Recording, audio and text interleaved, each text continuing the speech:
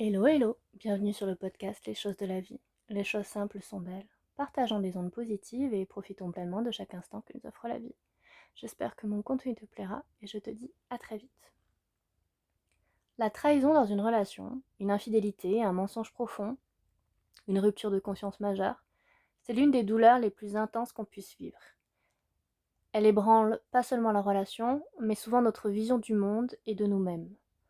Aujourd'hui, on parle de reconstruction, pas de réconciliation forcée, de vraie guérison. Une trahison, c'est un choc.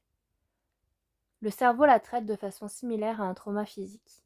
La réalité de la situation, c'est la personne en qui j'avais confiance m'a menti. Ça crée une dissonance cognitive intense. Tout ce qu'on pensait savoir est remis en question. Des symptômes typiques apparaissent, les ruminations, l'hypervigilance, les difficultés à dormir, l'alternance entre colère et désespoir. Ce sont des réponses normales à une situation anormale, pas de signes de faiblesse, des signes de quelque chose important a été brisé.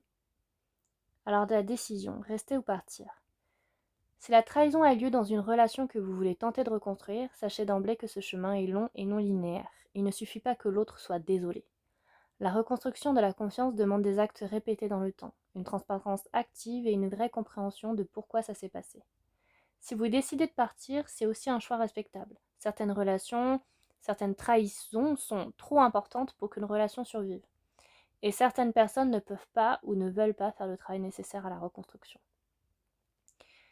Qu'on reste dans la relation ou qu'on la quitte, la trahison affecte souvent la confiance en soi. Pourquoi je n'ai pas vu les signes? Est-ce que je méritais mieux?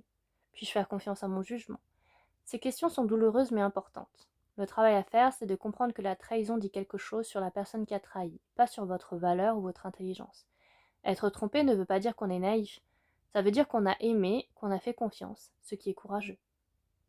Alors quelles sont les étapes de la reconstruction?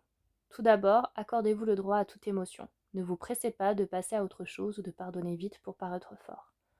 Ensuite, si vous êtes en thérapie ou vous pouvez l'être, c'est un espace précieux pour ce type de travail. Et enfin, reconstruisez petit à petit la confiance en votre propre jugement. Commencez par de petites précisions, de petites confiances accordées à des gens qui méritent, qui vous méritent. La confiance, une fois brisée, peut se reconstruire, mais jamais exactement à l'identique. Ce qui en sort peut être différent, peut-être plus mûr, plus lucide.